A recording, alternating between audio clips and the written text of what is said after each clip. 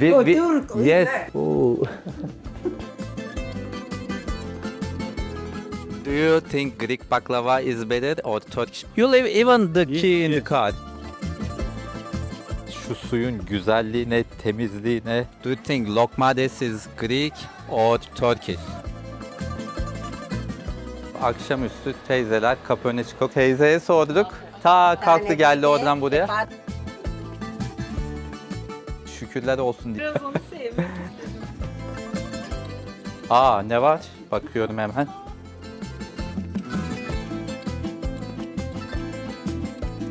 Arkadaşlar, Ege Denizi'nin tam ortasında yer alan Naxos Adası'ndan, Türkçesiyle Nakşa'dan herkese selamlar. Buraya müjdeyle geldim ve Yannis benim thank you. Yannis benim çok eski arkadaşım. Sakız Adası'nda ta 2009 senesinde tanışmıştık. Daha önce de geldim Naxos'a 7 yıl önce. Arada böyle aktarmalarda da geldim ama bu defa video çekeceğiz ve Yannis bize buradaki lokal hayatı da gösterecek. Yani sadece turistik plajlara gittiğimiz, restoranlara, tavernalara gittiğimiz bir video olmayacak. Yerel yaşamı da keşfedeceğiz. Let's explore the island. Of course. Okay, let's start.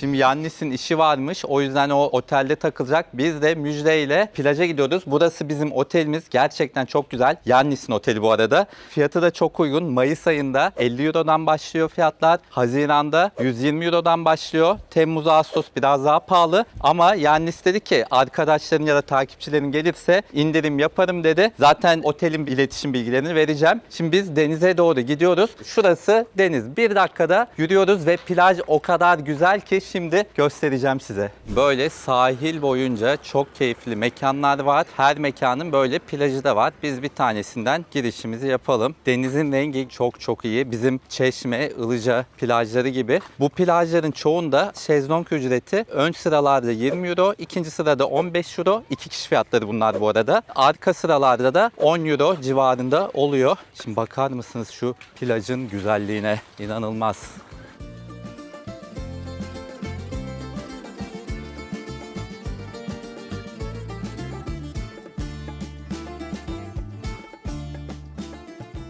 Burada isterseniz o şezlonglarda oturabilirken isterseniz böyle havlunuzu serip tamamen ücretsiz bir şekilde buranın tadını çıkarabilirsiniz. Arkadaşlar şu denizin güzelliğine bakın ya. İnanılmaz bir renk.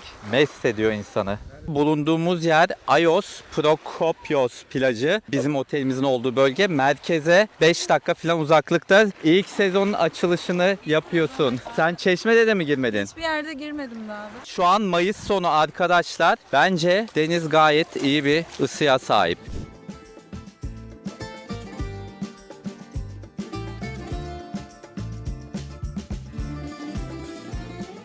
Deniz çok keyifli değil miydi ya? Mükemmel.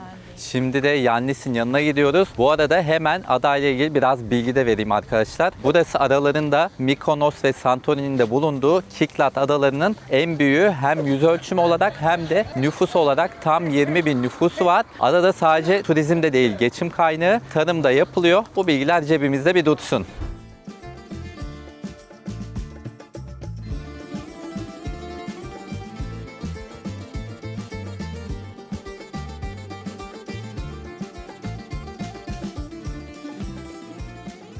Şimdi Yannis'in botuyla açılacağız. Bizi minik arabasıyla getirdi. Burada bir şey dikkatimi çekti. Yannis, I've seen that you never lock the door. Never. Why not? This is the island life. Here we don't have criminality. So nobody comes and takes No, anything. Look. Yeah, like just The limit of- walking. Yeah. Adalar o kadar güvenli ki. But you can still like lock it. So you are lazy to lock it. Of course. Then you have to find the key, open. No, the key is always on the client. Yeah. You leave even the key in the Yes. car. No way. Really? So it's that safe. Do you want to go to check? I trust you. Arkadaşlar gördüğünüz gibi çok güvenli adalar. Because also islands are very like safe. If they want to steal your car to another island, They have to use the boat. it's registered. You know who stole it. Bu plaj da çok güzelmiş. Bakar mısınız, burası da ayrı güzel bir plaj. San Nicola plajıymış. Burayı çok beğendim.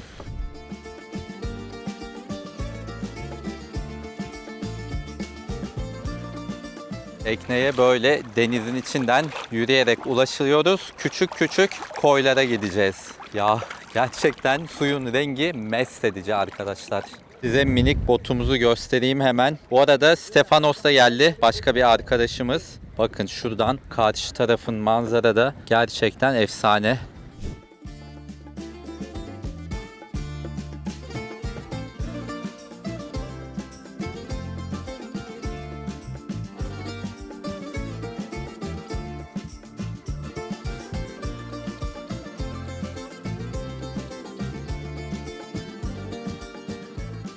Biraz dinlendik, üstümüzü başımızı değiştirdik. Şimdi Yannis'in babaannesine geldik. Bizi bıraktı buraya. Babaannesine daha önce geldiğimde de uğramıştık. Çok tatlı bir kadın. Ona bir selam vereceğiz. Hem de size evlerini göstereceğim. Evet, ev burası arkadaşlar. Bahçe. Hello, how are you? Yannis'in kız kardeşi. Thank you so much. Bakın mutfak böyle. Şöyle göstereyim. Hi, how are you? Tinek sen. Nee, naar de Turkije. Yes, we made 7 years ago. Nee, she said that you came again. She remembered. How do you say how are you? Tikani. Tikanis. Kala. Sus. Kala, Efaristo. Kapela kala. She speaks little Greek. Oh, nice. Yes. Good to see you again. Yes. Bu annesi bize böyle buranın geleneksel tatlısından hazırlamış. This is tradition of Naxos, right? What is the name? This is yogurt with orange. It's handmade, orange sweet. Okay, it's like gel. Gel, yes. Yes. Tadına bakalım. Babaanne üşüdüğü için içeri geçti. Biz burada tatlının tadına bakacağız. Sonra onunla yine sohbet edeceğiz. Nasıl lezzet? Harika bir şey. Gerçekten mi? Portakal ve yoğurt ben bir eşleştiremedim ama deneyeceğim. Arkadaşlar gerçekten tatlı muazzammış. Portakalla yoğurdu başta bir eşleştiremesem de bayıldım. So this is very traditional. Yes, exactly. Like everyone is making this at home. Exactly, yes. And can we buy this in cafes? Yes, you can buy the sweet at cafe. So what is name if people want to come and buy? It's a yogurt with fruit, we say. Greek name, no. Yaourti με φρούτα. Yogurt with fruit. It's easy. Easy, yes. Okay. So you are from the island. Exactly. Like Yannis, you are the sister. Have you ever been in Turkey? Yes, of course I have been in Turkey. I love Istanbul. I would like to visit also Izmir. I have never been. You are very welcome. Yes, of course. And I love baklava. Oh my god. Do you think Greek baklava is better or Turkish baklava? No, Turkish definitely. Really? Yes. Happy to hear this. So you have been in Istanbul more than one time? Of course, I have been 5 times. 5 times. And I have a best friend who lives there. Really? Yes. Turkish or Greek? She's Turkish. I met her when I was in Erasmus, and we are friends for more than 10 years. Nice. So have you noticed like when I travel to Greece a lot, there are very much similarities between Greek and Turkish people. Do you also see this similarity? Yes, of course, we are similar. I mean, Right. also the mentality. Definitely. Yes, the food is very food. common. And the That- habits. Habits. Yes. Also like when we go to nightclubs with live music, we are like dancing like this. Yes, Also exactly. same thing. And also with the family, you are very close to Yeah. the family, like the Greeks family. Definitely. Arkadaşlar gerçekten çok Yunanlarla birbirimize benziyoruz. I'm saying like always telling people we are very similar. People who did not visit Greek or Turkish each other's country, Yes. they are not aware of this. So I also Exactly. want to show this. Efaristopoli. Çok güzel. Nasıl? Babaanneyi sevdin mi? Babaanne çok tatlı. İnanılmaz ya. Çok Ama güler yüzlü. kıyamam, üşüdüğü için o içerideydi. Sonra başka bir gün yine geleceğiz kahve içmeye. Ondan sonra inanılmaz misafirperver değiller mi ya hepsi? misafir. Yannis ayrı, kız kardeşi ayrı, babaannesi ayrı. Önceki geldiğimde anneannesi de vardı. Yazın bir ay birlikte kalıyorlarmış. Yemek falan da yapmışlardı böyle. Genel olarak zaten Yunanlar bizim gibi, Türkler gibi çok misafirperver insanlar. Neyse şimdi biz yemeğe gidiyoruz. Sonra da Yannislerle buluşacağız bir barda.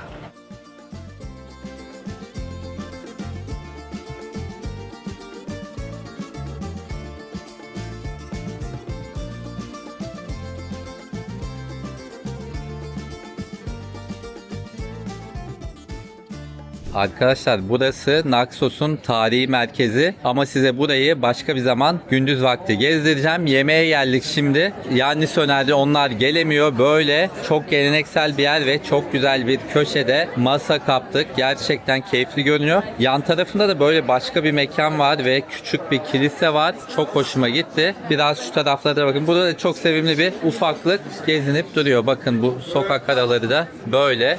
Arkadaşlar yemek de bayağı bir lezzetliymiş. Zaten yemekten video çekmeye fırsatım olmadı, anca çekebiliyorum. Biz şimdi deniz ürünlü makarna söyledik. 19,5 euroydu ama dolu dolu böyle. Gerçekten doyurucu. Bir de buraya özgü bir dakos salatası söyledik. Normal dakos salatasında böyle domatesler küçük küçük kesilir ama burada kendi yerel peynirlerinden de koymuşlar. Bir de Yunan salatası gibi salatalık, domates falan doğramışlar. O da bayağı büyüktü ve çok lezzetliydi. O da 11 euro. Diğer salatalar 9 euro civarıydı. Bir de ev yapımı beyaz şarap söyledik. Yarım litre. Bu da 8,5 euro. Büyük su da 1,5 euro. Fiyatlar böyle. Mekan zaten çok keyifli. Buraya gelinir.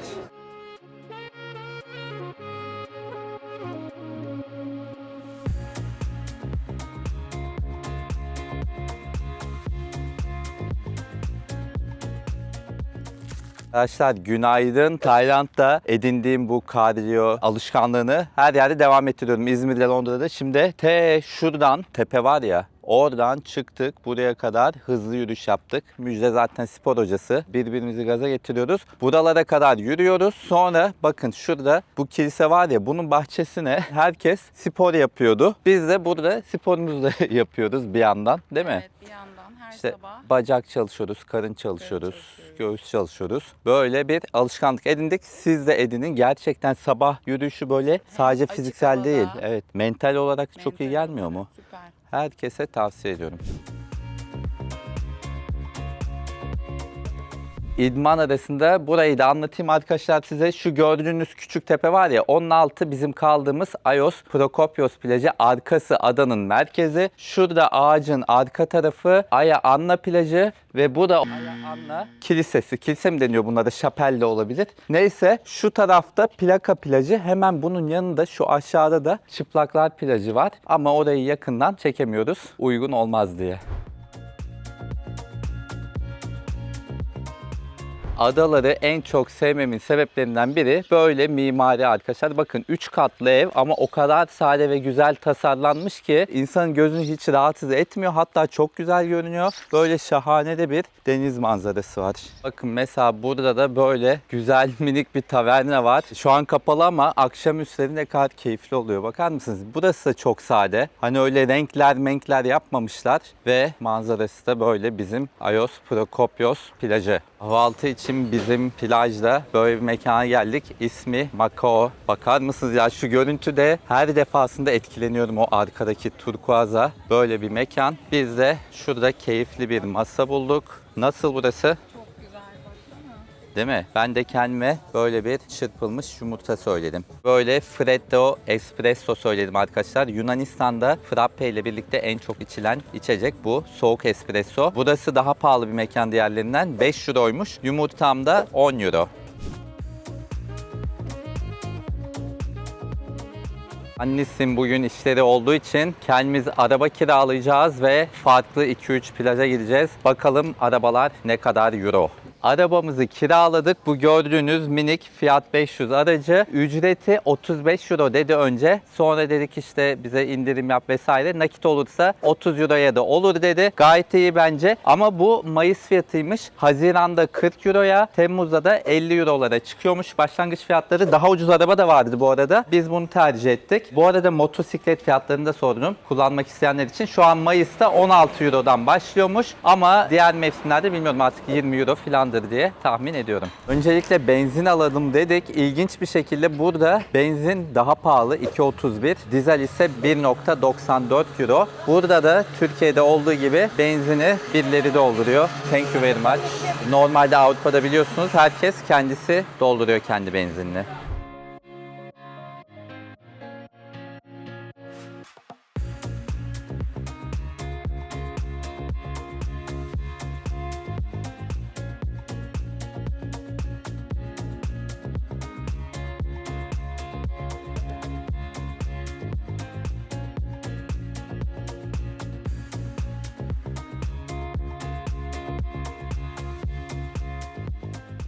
Aliko plajı için önce arabayı park ediyorsunuz. Sonra böyle patika yollardan yürümeniz gerekiyor. Biz de şimdi oraya gidiyoruz.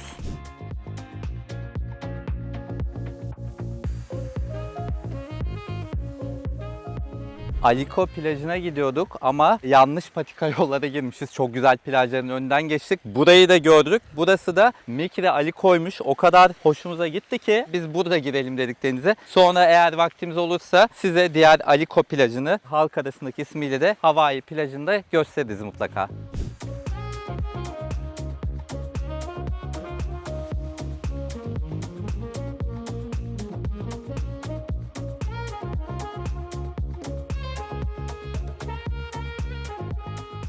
Evet, şimdi de gerçek Aliko'ya geldik. Burayı Hawaii plajı diye aratırsanız haritada daha doğru yer gösteriyor arkadaşlar. Bakar mısınız şu renge? İnanılmaz.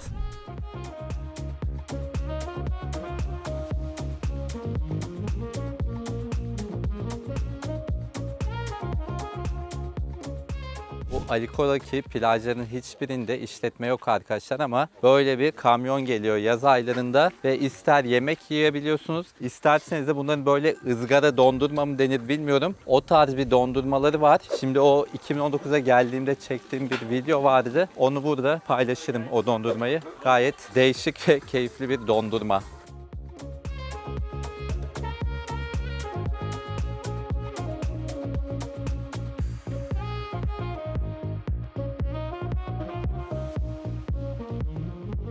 Burası da Mikrivilla plajı arkadaşlar. Böyle kıyıda yosun falan var. Güzel değil ama şu ileride kayalıklar var. Buranın nasıl olayı o. Biz zaten dün tekne turuna geldiğimizde de oradan denize girdik. Buraya asıl gelme amacımız da bu böyle keyifli, güzel tavernada bir şeyler atıştırmak. Hemen ardından kayalıklardan kendimizi suya atacağız. Taverna böyle. İsmi plajla aynı. Mikrivilla. Bayağı da bir kalabalık gördüğünüz gibi. Bakalım müjde gelmiş mi?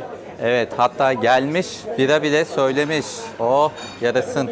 Biz şimdi Yunan adalarındayız diye nereye gidersek gidelim hep deniz ürünü söylüyoruz ama aslında bu adaların birçoğunda Naxos'a dahil et daha çok yeniyor, keçi eti. Biz yani mesela ne zaman yemeğe gitsek keçi eti yiyoruz. Bu akşam zaten köyde yemeğe gideceğiz, yine onu yiyeceğiz. Neyse burada biz tabii yine deniz ürünü söyledik. Karides saranaki yani güveçte karides söyledik. Onun fiyatı 19 euroydu galiba. 18 ya da 19 euro. Bir de yine dakos salata söyledik. Benim en sevdiğim salata. Lor peynirli, bol domatesli. Bunun fiyatı da burada 9 euroydu. Bir de büyük bire söyleyip 2 kişi bölüştük. O da 4,5 euro. Şimdi kayalıklara yürüyoruz. Bakın bu diğer adalarda olan ılgın ağaçlarından gölge yapan burada da var. Biz de daha çok ekelim bunlardan.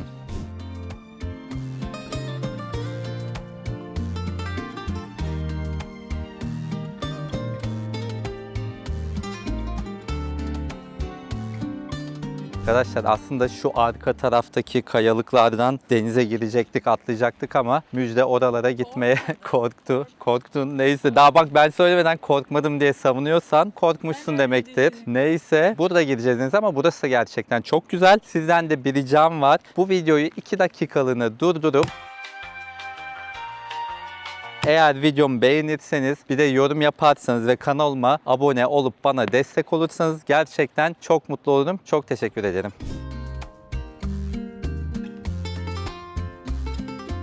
Arkadaşlar şu suyun güzelliğine, temizliğine, pırıltısına bakın. İnanılmaz. Şimdi suyun içine girdim. Sıcaklık yine sevdiğim gibi serin serin ve her zaman yaptığım elle pırıl pırıl su testi yapacağım. Bakın böyle bile pırıl pırıl olduğu belli ama şu elim şu an suyun dışında, şimdi içinde. Ne kadar net görüyor musunuz? İçindeyken bile dışındaymış gibi bir hissiyat veriyor.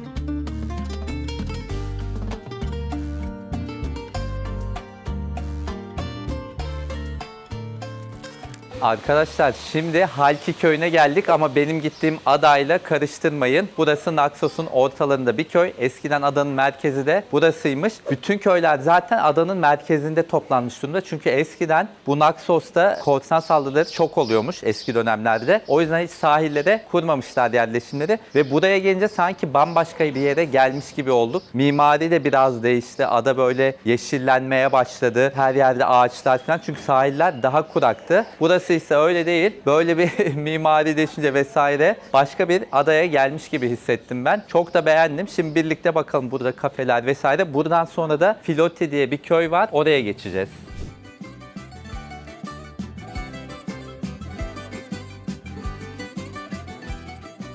Müjde deminden beri bu ağaçla aşk yaşıyor. Geçtik önünden, geri döndü. Biraz onu sevmek istedim. Çok güzel değil mi ama ya? Begonvil zaten bir şey değil mi? Her yeri güzelleştiriyor. En sevdiğim şey olabilir böyle Kendine çiçek. kolye takmış gibi. Değil mi? yani. Bak şey de çok güzel. Şu masa falan var ya, tasarımına bakar mısın? Ne kadar hoş. Evet, basit ve sade.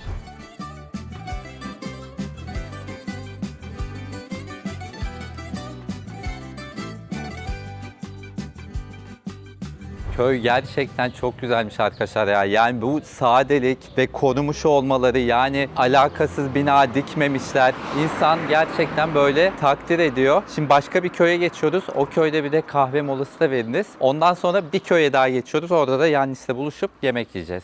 Otoparka giderken adanın okullarını gördük. Bu lise binasıymış. Bu da ortaokul binasıymış. Köyün nüfusu aslında az. 350-400 kadar. Ama çevre köylerdeki öğrenciler de hep burada okuyormuş arkadaşlar. Adaları ile ilgili sevdiğim başka bir konudan bahsedeceğim. Ne böyle turistik köylerde ne de plajlarda otoparka para ödenmiyor. Her yerde ücretsiz. Bizde ama mesela diyelim ki Şirince'ye gittiniz. Ücretsiz olarak arkadaşlar park etmeniz çok zor. Aynı zamanda plajlarda da aynı durum söz konusu.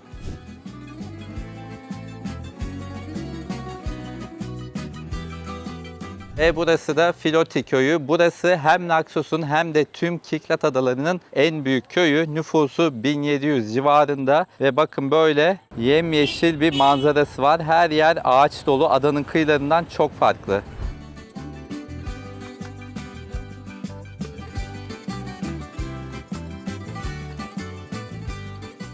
İleride böyle hep akşamüstü teyzeler kapı önüne çıkıyor. Kalispera. Kalispera. Bir şey daha anlatacağım. Şimdi gördüğünüz az önceki teyzeler siyah giyinmişti ya. Yunanistan'da özellikle adalarda kocası ölen kadınlar yas tutmak için ömür boyu siyah giyiniyor. Gerçi biz bunu sorduk mesela Yunan arkadaşlarımıza, artık ömür boyu giyinmiyorlar öyle. Kalispera 5-10 sene giydikten sonra normale dönüyorlar dediler. Burada da başka teyzeler şöyle gün batımı manzarasının tadını çıkarıyorlar. Onlara da iyi akşamlar diyelim. Kalispera. Γεια σας, Gel sen. Şey bulmaya çalışıyorduk. Teyzeye sorduk. Fasolas ismi. Ta kalktı geldi oradan buraya. Πάνω εδώ, Αχα. στη δεύτερη κολόνα. Θα πάτε και arisτερά και dεξιά. İkinciye diyor. İkinciye. Ha bunun gibi. Ha tamam, birinci direk değil, ikinci direk. Okey. Önce sol sonra sağ diyor. ne. Efharistopoli. Bakalım. Bye bye. Bakar mısınız ne kadar tatlı insanlar. Koşturdu geldi. Evet. ben Sen de göstereceğim Yunanca dedim. biliyorum diyorsun. Evet, defter Çalışıyorum dedik diyorsun. İşte Ya, ikinciyi ben buldum. Hadi. anlayana kadar. Hadi her şeyi ben çözdüm. Önce sol sonra sağ Günlerdir. demiş. Ya.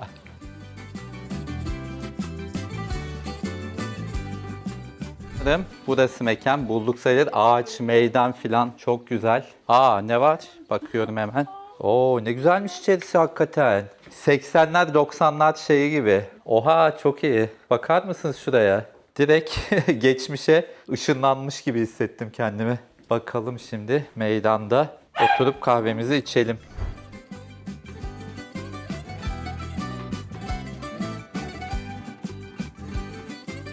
Arkadaşlar 15-20 dakikadır burada oturuyoruz, sohbet ediyoruz, kahvemizi içiyoruz. Güneş hafiften böyle ağacın yapraklarının arasından yüzümüze vuruyor. Kuş sesleri geliyor. O kadar keyifli ki size anlatamam yani. Şükürler olsun diyelim ve inşallah izleyen herkese, izleyip de gelmek isteyen herkese nasip de olur. Bu arada fiyatları da söyleyeyim. Ben yine Americano içtim her zamanki gibi. 4 euro. Müjde ise Yunan kahvesi içti. Aslında bu Türk kahvesi ama Yunanlar Yunan kahvesi demeyi tercih ediyor. Onun ücreti de 2 euro. Suyumuz da ücretsiz.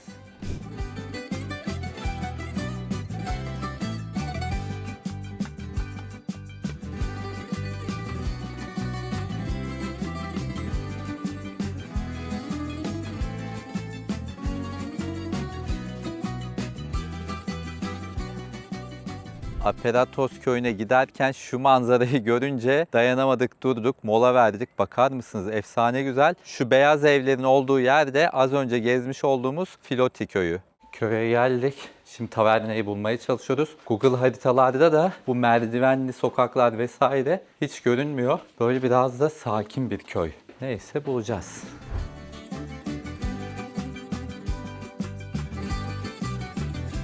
Gerçekten böyle Kalinihta. Issız bir köy. Anca böyle yaşlı teyze amcalarla karşılaşıyoruz. Neyse burada kendi başlarına yaşıyorlar herhalde. Gençler vardır diye tahmin ediyorum ama daha henüz genç birini görmedik. Ama bu merdivenleri inip çıkmak muhtemelen onları böyle dinamik tutuyor ve ömürlerini uzatıyor bence.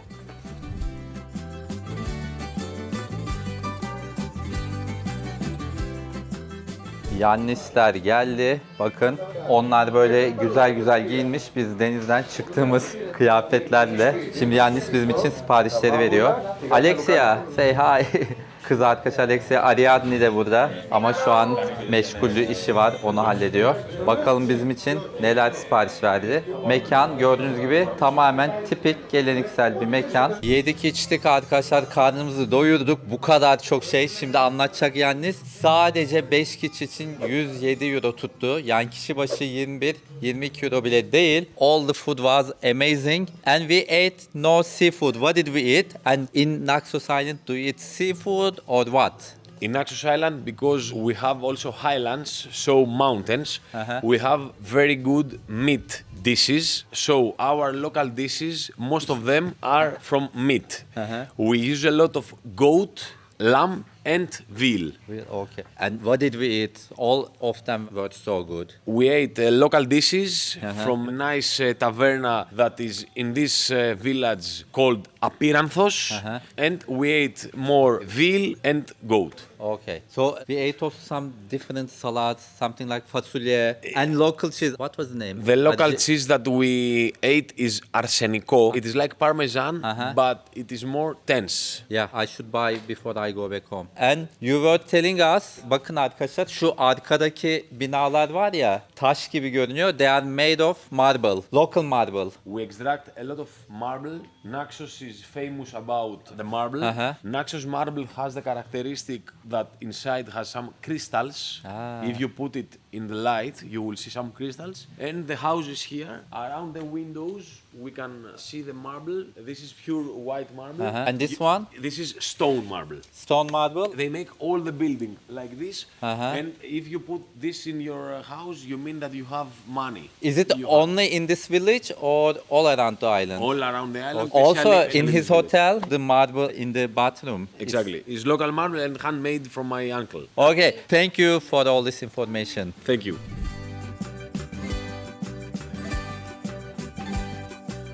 Orçun, this is a typical Greek Cycladic door with a marble around it and this shape. Okay, so this is not only in Naxos but in all Kiklad. Exactly. Okay. Biz bu sokaklar niye boş diye konuşuyorduk ya. Yannis dedi ki şu an daha sezon başı diye. In summer this is crowded, right? Because we were thinking why so no people here, only old ones. In summer it's crowded. It's crowded and it's very nice not only to be on the beach but also to go to some local villages. We loved all the villages, like we went to 2 other villages. See how the people live during the winter. Maybe I should come back in winter. Of course. So we can Nice make idea. another video. Okay, good.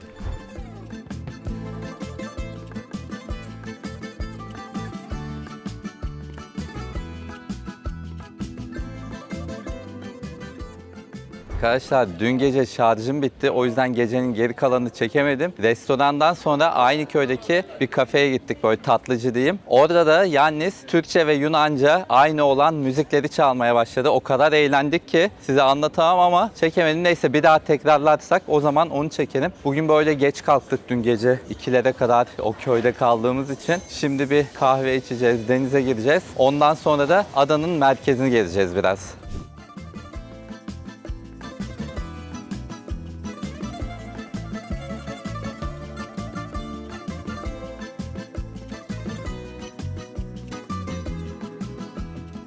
Bugün havada kötü olduğu için günü böyle yavaş geçiriyoruz. Denize çok girmedik. Şimdi Sulakice'ye geldik. Sulaki'ye bayılıyorum. Önceki Yunan Adaları videomu izleyenler bilir. İçinde ne var bunun? Tavuk şiş var. Pita ekmeğine sarılmış ve patates var. Cacık sos var. Caciki sos. Burası tabii diğer adalardan daha pahalı. 4.90 burada. Çünkü burası Mikonos'a yakın bir ada. Büyük bir ada. 5 euro. Fiyatlar böyle.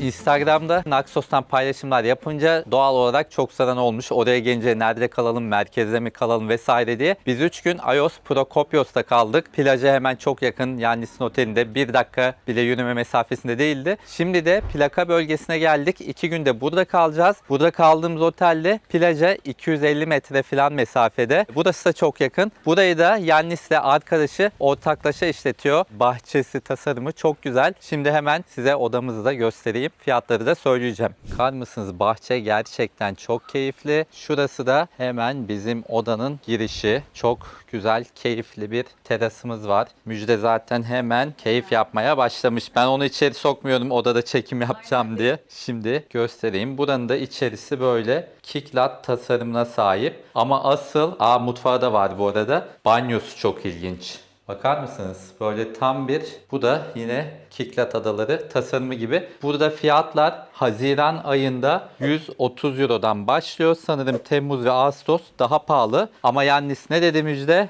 Benim adımı verirseniz yani Evet. pardon benim değil Orçun'un indirim yapacağını. Hem güzel bir indirim yapacağını söyledi.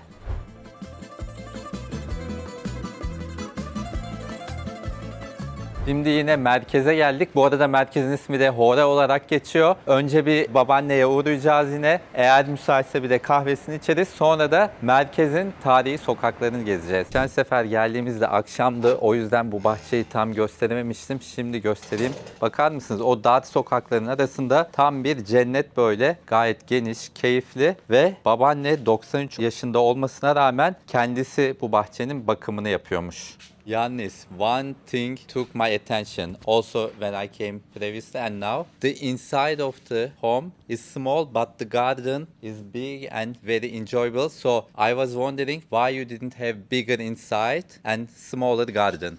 Because we want to have a nice space to spend our day. So because the weather almost the time is good. So for us it's better only to sleep inside the house and cooking and then spending all the day outside. I wish we had that in Turkey because in Turkey people love to have big houses. Even when they have balcony in their apartment, they close it with new windows and whatever. No, here we like to be outside. Yeah. We eat also here. We have the garden. The You life. love enjoying the life. Exactly. So it's not important that you have a big house, but you have a good life in the garden. Bakın arkadaşlar, yani olması gereken bu. Hayatın tadını çıkarıyorlar. Büyük evimiz vesaire olacağını böyle tadını çıkaracağımız bir bahçemiz, alanımız olsun.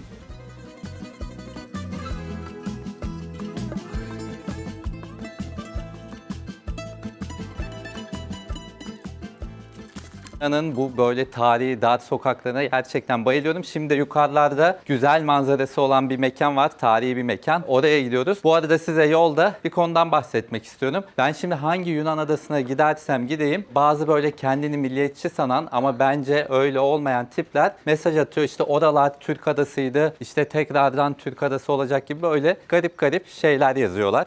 Ama bu kişilerin tarihi bilgilerinde büyük eksiklikler var. Mesela Naxos 1566'dan 1832'ye kadar Osmanlı kontrolündeydi. Ama bununla birlikte Osmanlı İmparatorluğu buraya hiçbir zaman bir Türk nüfus yerleştirmemişti. Yani Naxos'u ve civardaki adaları daha özerk bırakmıştı. Sadece vergi alıyordu ama halkın dinine vesaire kendi iç yönetimine karışmıyordu. Yani bir nevi özgürlük vermiş. Bu çok güzel bir şey. Ve sadece galiba 5-6 tane falan Türk aile yerleştirmiş. Onlar da hani biraz daha vergi, şu bu gibi konularla ilgili yönetimde bulunsun diye. Ama tabii bu adalar için geçerli bir durumdu. Yani işte Mikonos, Naxos gibi Kiklat adaları için Anadolu'ya yakın olan işte Samos'tur, Sakız Adası'dır, Midilli'dir. Oralara çok fazla sayıda Türk nüfus yerleştirilmişti. Sonuç olarak Osmanlılar burayı yönetiyor olsa bile buraya Türk nüfus yerleştirmemişti ki bence bu Osmanlı'nın hoşgörüsünü gösteriyor. Şimdi bazı kendini milliyetçi sanan Yunanlar da bunun hoşgörü olmadığını düşünüyor. Yani iki tarafa da ben düşüncelerimi beğendiremiyorum. İki tarafın da kendini milliyetçi sananlarına diyeyim.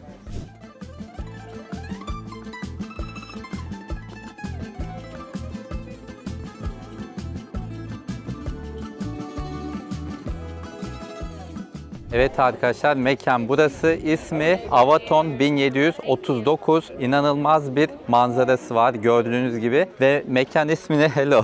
Şurada gördüğünüz yapıdan alıyor. Bu bir manastır. 1739 senesinde inşa edilmiş. Bakar mısınız? Bütün Naxos ayaklarınızın altında ve dört bir yanı görüyor. Bakın şu tarafta da ayrı bir manzara var. Bu gördüğünüz yapı erkekler içinmiş. Diğer ilk başta gösterdiğim ise kadınlar için olan manastırmış.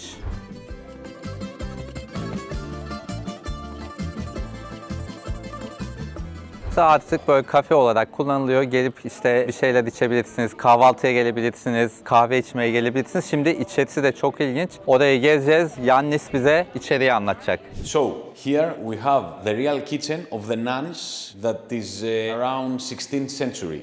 Yes, and as you can see, all the things here inside are real, the real things that they used back then to cook the nuns, and we found them when we renovated the monastery. Here we have the real bed, actually a real bed of that time nuns used. 200 years? No more. It is from 17th century, yeah. And here also is the table, the real table that they used to study. Here also we have from back then in French language.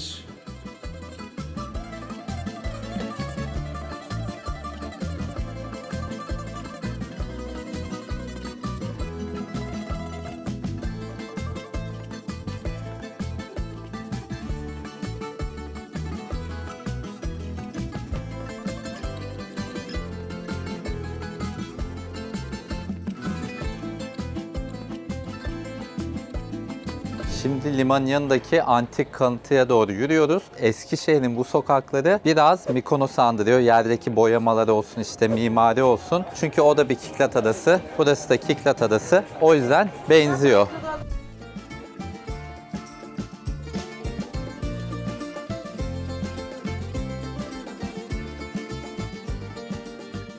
Tam karşımda 2500 yıllık bir antik kalıntı olan Portere var. Burada milattan önce 500'lü yıllarda bir Apollon için tapınak inşa edilmeye başlanmış. Bu da tapınağın giriş kapısıymış ve o günden bugüne hala ayakta kalmış. Diğer parçaları ise maalesef yıllar içinde çalınmış. Portere'den Naxos'un merkezinin manzarası da böyle görünüyor. Gerçekten çok güzel.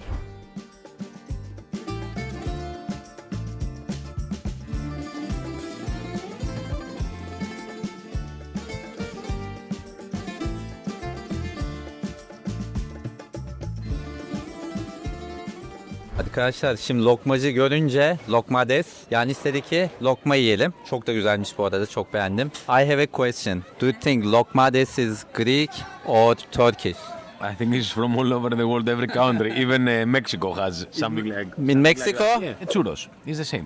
It's not the same. Lokma is much better than churros.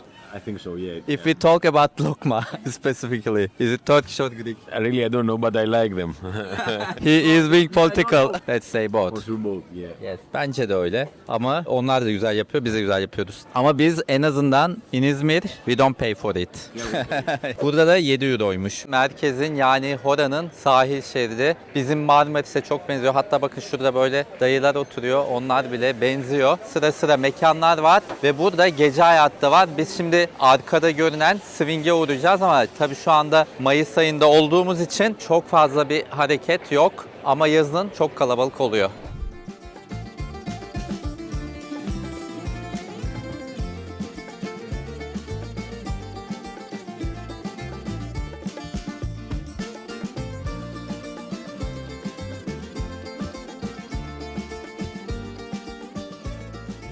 Arkadaşlar günaydın. Bu sabah da yine koşumuzu yaptık. Hızlı yürüyüş. Bu plakanın sahilinde, sonra ara yollardan yürüdük. Otelin havuz başında sporumuzu yaptık vesaire. Şimdi de çok güzel bir kahveci görmüştük yol üstünde yürürken. Oraya gidiyoruz. Bu arada giderken ben de size bu adaya nasıl geliniyor onu anlatayım. Arkadaşlar öncelikle Naxos'a gelebilmek için Schengen vizemizin olması gerekiyor ya da yeşil pasaportumuzun. Çünkü burada kapıda vize maalesef geçerli değil. Biz İzmir'den geldiğimiz için yolu biraz uzatmış gibi olduk. Samos, Mikonos ve oradan Naxos'a geçtik. Ama bu uzun yol ve bağlantıları bulmak biraz zor oluyor. O yüzden buraya gelmek için en iyi yol önce Atina'ya gitmek. Atina'dan ya uçakla ya da feribotla buraya gelmek. Feribot ücretleri de eğer normal hızlı bir feribotla gelirseniz 49 euro, hızlı feribotla genelde 67-69 euro civarında. Size tavsiyem bu olur. Ya da civar adalara geçtiyseniz oralardan buraya bağlantı bakabilirsiniz.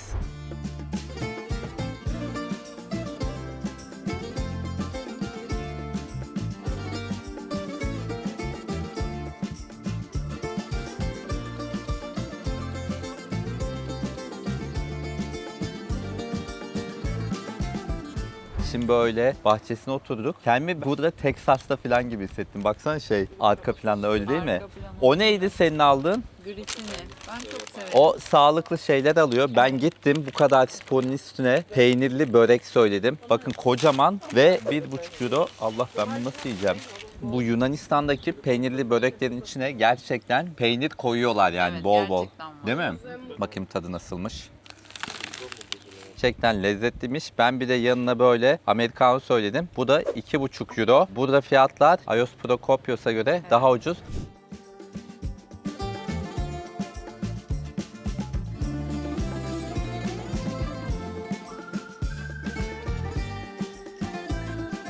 Plaka'nın plajı da böyle arkadaşlar. Bu adadaki bütün plajlar çok güzel. Hepsi böyle turkuaz. Burası da upuzun bir plaj. İşletmesiz ama biz ilerideki işletme kısmına gidiyoruz. Bir de her yer kum. Çocuklu aileler soruyor çocuklar için uygun mu diye. Bence uygun. Çünkü hem kum hem böyle çok çabuk derinleşmiyor.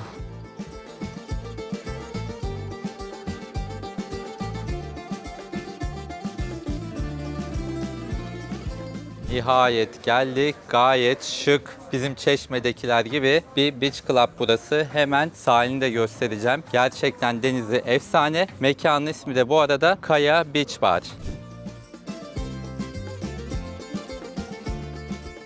Deniz burada da çok güzel. Şezlong ücretlerini de söyleyeyim hemen. Arka sıradakiler 30 euro 2 kişi için. Ön sıradakiler ise 2 kişi için 40 euro.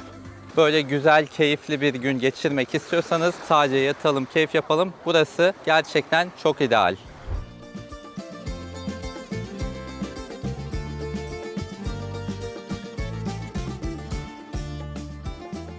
Saat ilerledikçe mekandaki gençlerin sayısı da artmaya başladı. Burada gördüğünüz gibi voleybol, beach voley oynayanlar. Burada zaten keyif yapanlar, herkesin keyfi yerinde. İleride mesela matkot oynayanlar vardı. Yani insanlar, gençler mutlu burada. Deniz çok güzel. Demin girdim çıktım yine. Hatta yarım saat çıkmadım sudan.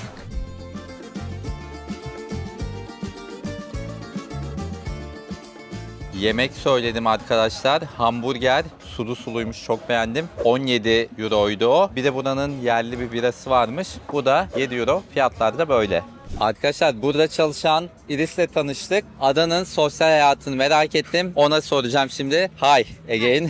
How old are you by the way? 25. 25, you are very young. So I have questions about the social life in the island and in this place. Like, do you have beach parties here in summer? Now it's end of May, it's more calm. Yes, Kaya makes a lot of parties. Perfect. And really nice parties. With Is it like at night or the like after sunset. sun? Ah, Yes. that's the best. Yes, of course. Yes. And at night, Uh-huh. with lights, at the sea. Yeah. We do parties here, we do parties at the beach. Perfect. And I've noticed when we were in Ios Prokopios, it was mainly tourists and it's the local people here, which I like. So it's, in summer, is it the same, like more locals? Yes, mostly yes. In Good. summer, usually here are locals because there are not so many Uh-huh. hotels here. But in Agios Prokopis, there are many hotels. That's why. So I have another question. Let's say we are here in summer, we came for the sunset party. And at night, do you have other parties? Where should we go at night?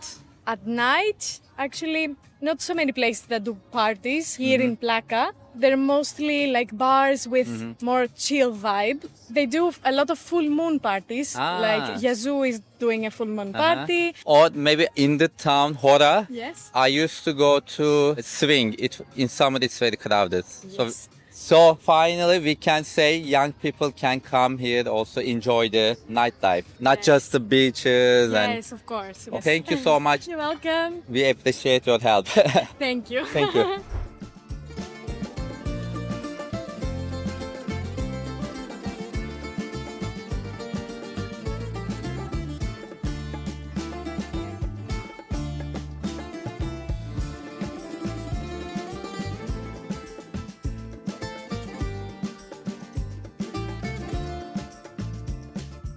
My friend, Efaristopoli, Yatin, Filoxenia. Yani misafirperverliği için çok teşekkür ediyoruz. İnanılmaz güzel ağırladın. You are a great host. You show you. Greek Teşekkür hospitality very well. Efaristopoli, and let me hug you. And you are very welcome in Izmir. We go together will come to for sure. Cappadocia or maybe Trabzon, Rize together. Of course. Okay, Efaristo, see you next time. you.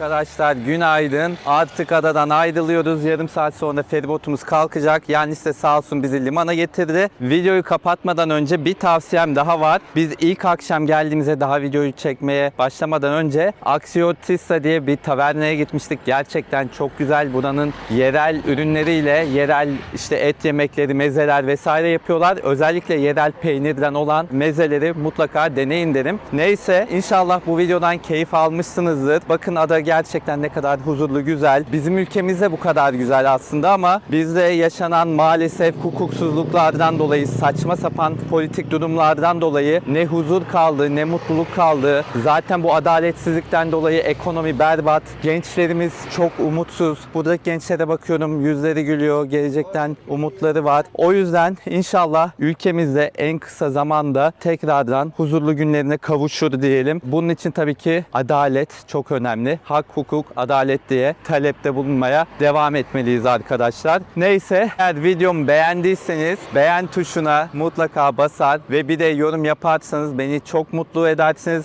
Yorumlarınızı okumak beni gerçekten çok motive ediyor. Çok teşekkür ederim desteğiniz için.